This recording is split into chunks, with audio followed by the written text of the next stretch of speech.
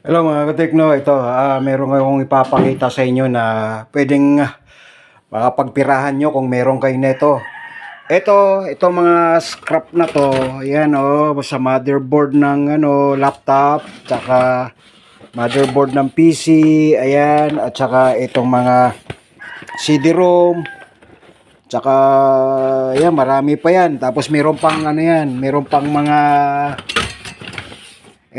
hard drive ng laptop. Maraming bumibili nito mga loads, kaya wag niyong itapon.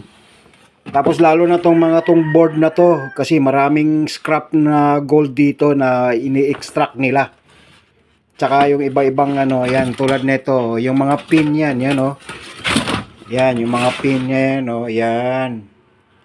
Yan, mga gold plated yan mga loads, kaya wag niyong sayangin. Ipunin niyo na lang kasi maraming magkakapera rin kayo niyan.